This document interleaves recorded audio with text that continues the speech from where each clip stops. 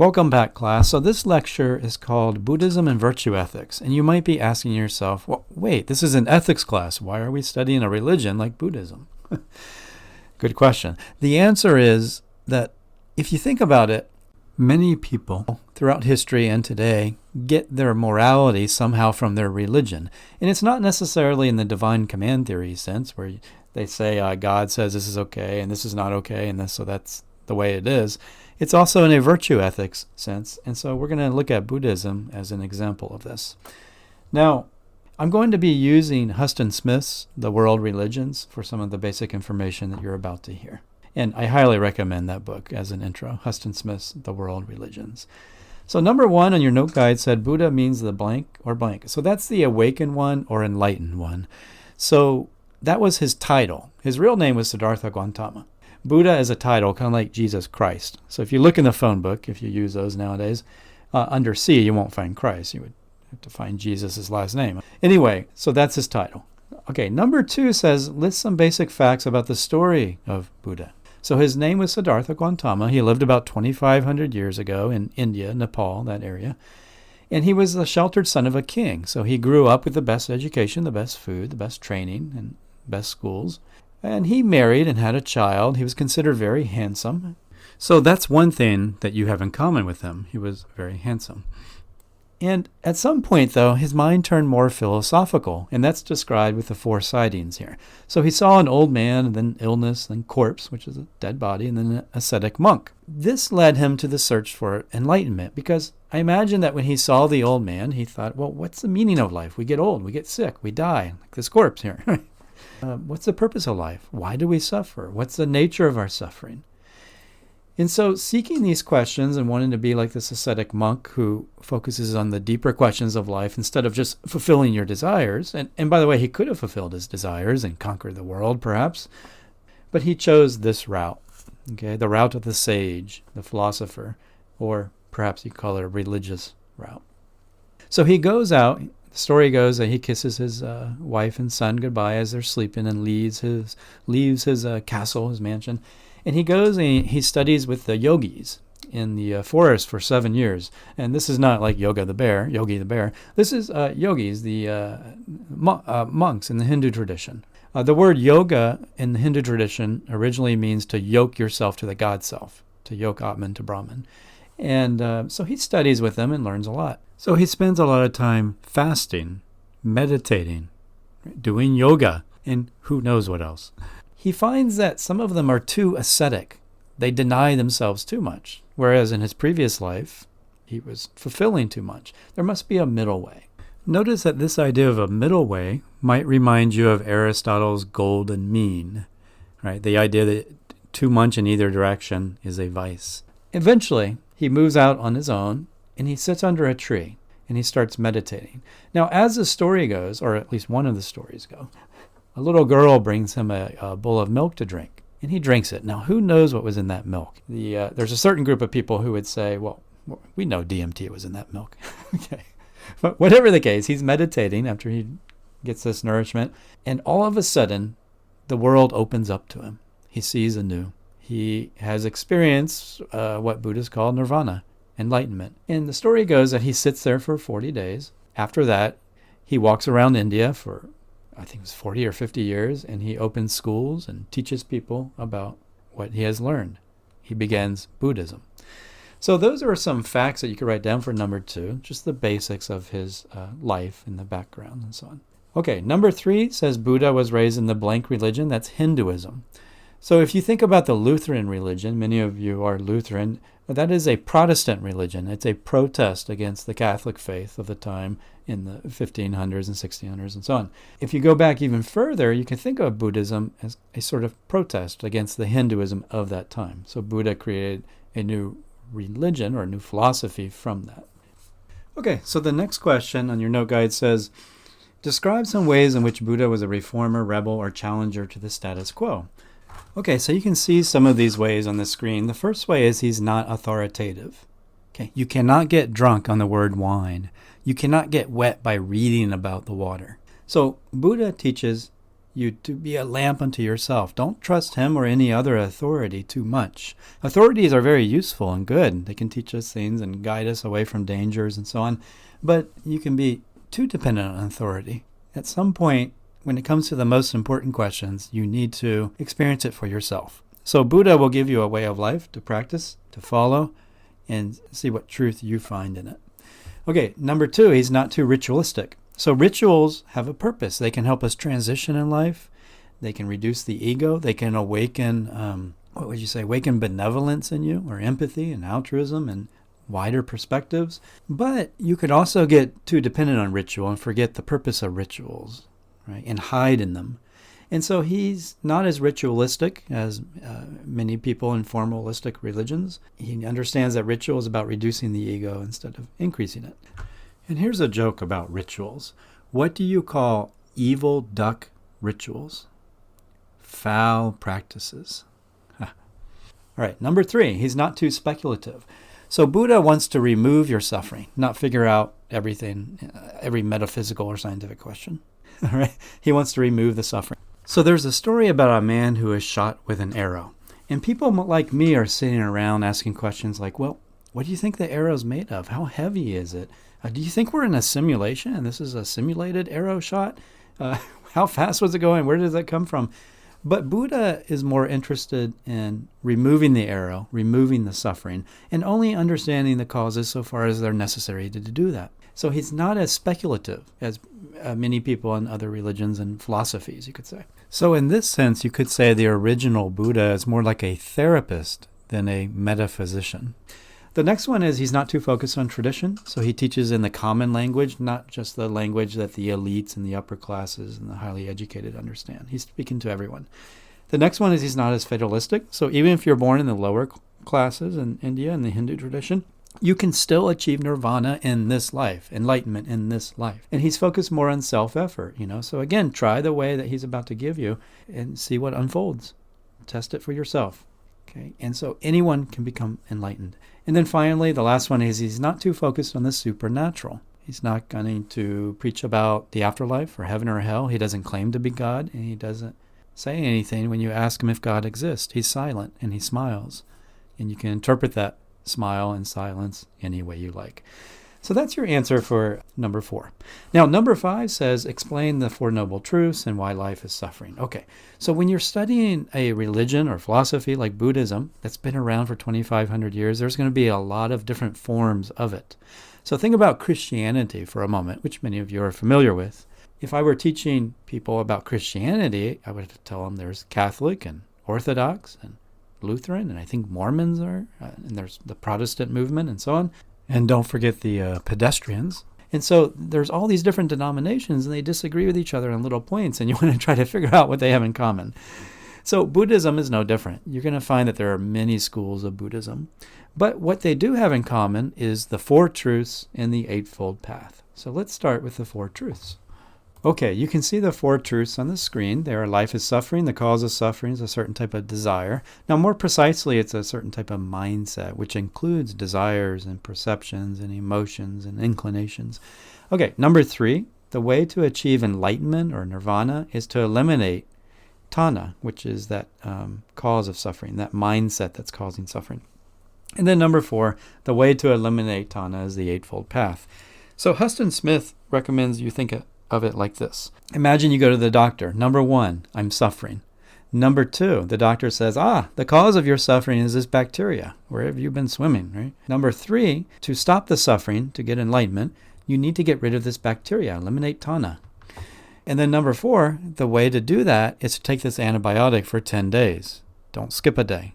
Right? Take it all. So Buddha is also a doctor, a physician of the soul, and he's going to say something similar. Number 1, life is suffering. People are suffering. Now, number 2, why are they suffering? Why is this dukkha there? Well, it's tanha. Tanha is this mindset where our desires are off. So remember the Stoics, they said that a lot of your suffering comes from how you think, not what happens to you externally. So we have a very similar idea here. Most of our suffering is in the nature of our desire. It's in a certain aspect of our nature that we can cultivate or eliminate to some degree. For example, when we studied the baby labs, we found that some babies, or most babies actually, wanted to punish the other simply because they liked a different cereal. Right? So the cause of our suffering, this tanha, refers to certain types of selfishness, certain types of selfish desire, perhaps the us-them mentality gone awry, the tendency to want to punish the other, the idea of getting my value by putting others down so I feel higher and more valuable. Okay, all of that's part of tanha. Now, number 3, enlightenment or nirvana, the way to that is to eliminate tanha. And then number 4, the way to eliminate tanha is not by taking an antibiotic, though the drug philosophers would disagree with me. The way to get out of tanha and to achieve nirvana is the Eightfold Path, and that's where virtue ethics comes in, because the Eightfold Path is a way of life that slowly changes your character, your desires, your dispositions, your thoughts, your dreams, your perceptions. So remember, Aristotle said, you are what you repeatedly do, and you become just, brave, and temperate by daily performing just, brave, and temperate actions. And so the Eightfold Path is something that you do every day, and that changes your character, your perceptions, and so on. So in my opinion, because I'm drawn to mysticism and so on, this strand of virtue ethics in all religions, including Buddhism, is the most important part of the religion. It's a practice that you do each day that helps you more deeply experience what the religion is talking about instead of just thinking about what the religion is talking about. Okay, let's take a look at question 6 on your handout. Buddha is not about eliminating all types of desire, though that may be helpful temporarily. He's about eliminating tanha, or selfish desiring, something, that kind of mindset. When this happens, everyone becomes an extension of myself. So that's your answer, myself. And it's like this. Imagine you do something great and I feel envy and jealousy. That's tanha. But when I enter a state of nirvana, I become free from greed, delusion, hatred, and certain other negative emotions. And so when you do something great, I feel good for you. Buddhism is going to train you to be closer to that person who feels good when other people achieve things. It feels bad when they suffer and can help people love instead of suffer. Okay, let's turn to the Eightfold Path now. And let's turn to the Eightfold Path so we can more precisely clarify all of this talk about virtue ethics and the prescription for the suffering brought about by tanha. Okay, so the Eightfold Path, you can see it all begins with the word right view, intent, speech, conduct, livelihood, effort, mindfulness, and concentration. Let's start with right view. This is the way of life, by the way, that is prescribed by the Buddha. This will lead to nirvana, enlightenment.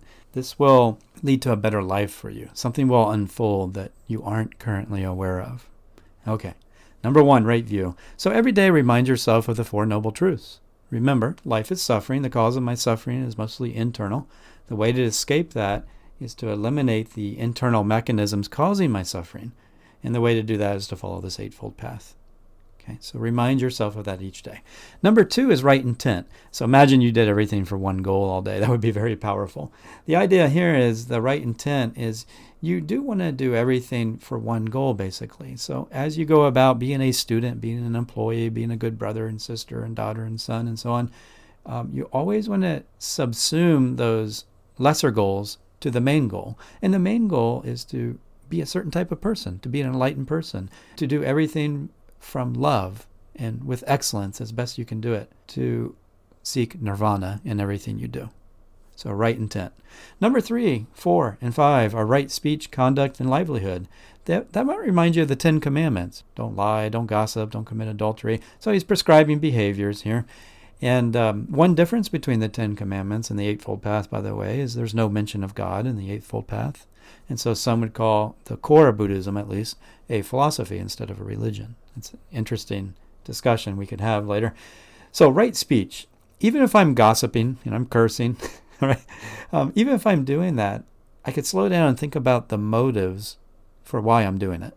So if I'm gossiping about Bobby again, it may be because by putting Bobby down, I feel good. That is, I'm thriving on a relative sense of value. And so just seeing that motive might free me from it. Because when I see it, I'm not the motive, I'm the seeing of the motive. And then understanding it sometimes sets you free. So for number 3, I think of it as strive for right speech, but when I make mistakes, think about the motives and what happened and be aware of those. And say what you mean and mean what you say. Select your words carefully. Number 4 is right conduct. So that's, don't kill, don't lie, and so on. Number 5, right livelihood. So you don't want to be an assassin or do something that harms people 8 hours a day when you're working or more. Because it's like you're trying to climb this mountain to Nirvana and your 8 hours a day is pulling you down. Okay, number 6 is right effort. This is the idea that we saw earlier, that anybody can achieve it. It's a slow, steady pull of the will. Now, this is a very virtue ethics idea, right? Remember Aristotle said you are what you repeatedly do. And if you want to be brave, perform brave actions every day. If you want to be healthy, you do something repeatedly and slowly you become healthy. So the same sort of idea is here. And then number 7 and 8 are very closely related to meditation and yoga and things of that nature that we'll discuss in just a minute. And keep in mind, these are not sequential. You're doing them all at once. They're synergetic. But it's a way of life that will change your character for the better, is the idea. Now, the second question, number 7, says, how does this relate to virtue ethics? Again, you're slowly training yourself to think differently, feel differently, and so on. Remember the optical illusions. If you take black as the background, you see a white vase. If you take white as the background, you see the 2 black faces. So imagine all your life you've been taking something as the background, but that can change. All of a sudden, a whole new world would open up to you. Maybe a world that's more real, or maybe a world that is just more beautiful. Okay, but something can change when you mess around with your subconscious activity by adopting a way of life like this. So the next question is, what is meditation? And whatever meditation is, it was very important to the original Buddha. It's in the Eightfold Path. It's part of the training to lead you to Nirvana, to inner freedom and love and peace and enlightenment. So what is meditation? Well, when I look at all the different forms of meditation, the major forms, I see this. This is what they have in common. First, they all ask you to bring your attention to something. So it might be bring your attention to your breath, or to a part of your body, or to the blood flow in part of your body, or to the sound like om. Or you might bring your attention to a prayer in other traditions, a repeated prayer, or to the rosary beads. But you're bringing your attention to something. And as you do so, your mind will come in with thoughts and it'll wander around. And when it does so, once you realize that's happening, just gently bring your attention back to your breath. And that's it. That's what they have in common. This gentle bringing of your awareness to your breath or something else. That's what most forms have in common, though there are some other types of meditation as well. Now, something happens when you do this daily, something good for you. Some truths can only be found on the internet. And that's the bottom line. So we could speculate about that or talk about our experiences with meditation to try to identify it. So when you are meditating, one thing that happens is you are no longer your desires, or let's say anger, because you're bringing your attention to your breath instead of the anger. It's as if you're getting outside of your mind for a moment and you're becoming the awareness that can watch the anger and the desires and so on instead of being them. And so meditation creates a space within you, a space for something better like benevolence to grow within you, or a new way of seeing in which the background becomes the foreground. So there's a lot of speculation and insights we can share about meditative experiences, but that's what they have in common. Bring your attention to something. As the mind wanders, gently bring it back. And by the way, the most meditative animal out there is certainly the bee, because they're always in the being mode. Okay, the next question asks, what is nirvana? And a lot of people will say, well, you can't fully define it. It's something that you have to experience. And that's true. A metaphor for nirvana is seeing for the first time. Like in those YouTube videos where you see color for the first time. That's a nirvana-like experience. The person puts on the glasses and all of a sudden the world opens up and they see a new reality that's overwhelming. And many of them cry and just experience emotions they didn't know they had. Nirvana is kind of like that. Now, the best definition of nirvana I've come across is from a Buddhist monk. He wrote that nirvana is being free from delusion, greed, and hatred. Imagine being free from delusion, greed, and hatred. And maybe there are some moments when you are free from those. Maybe in a meditative state, or maybe you don't do formal meditation, but when you're fishing or running or swimming or playing music or listening to music, you enter a meditative state where you're temporarily free from delusion, greed, and hatred. That is nirvana. Okay, that's a taste of it. So we can't adequately define it completely because it's something you have to experience. But you can see on the screen that nirvana is a negative experience because something is eliminated. The tanha is eliminated, the greed, delusion, and hatred. And something positive arises in its place, a benevolence, a new way of seeing, and you start seeing new truths. Okay, so there's much more to learn about Buddhism. It's fascinating. And Huston Smith's article will take you through different types of Buddhism, like Zen Buddhism, Hinayana, Mahayana Buddhism, and ideas like the koans. And he has a lot of good videos out as well. For our purposes, I wanted to make the connection to virtue ethics. I wanted to point out how the practices of religion, in my opinion, seem more important than the belief structures, and the practices should lead to a deep understanding of those core belief structures. The practices seem to introduce truths that you cannot know about in the thinking about mode. You have to experience them through the practices. So when you practice religious systems like this, or we could debate about whether it's religious or philosophical. When you practice those, they change your character. They present new perspectives, new truths, new emotions, new dispositions, new thoughts. They change you. And they're not just different thoughts, but I think at some level they're better and more true. Now, on a personal note, I was throughout my life often immersed in the Christian tradition. And I can tell you that the practice of prayer is quite powerful. Even if you disagree with the dogma, the beliefs of the church, the ritual of prayer in which you sit in silence and you wish for the well-being of others, well, I find that very powerful. It nurtures the better angels in your nature, and it shifts your perspective of other people, right? So you no longer see them as its, but as thous. Each day, for a little bit of time, you're training yourself to wish others well, including your enemies, and you're seeing them more as thous than its. You're training yourself to see them as infinitely valuable with all that follows from that instead of merely instrumentally valuable. So that's my take. Let me know where you agree and disagree, and that's it. Thanks.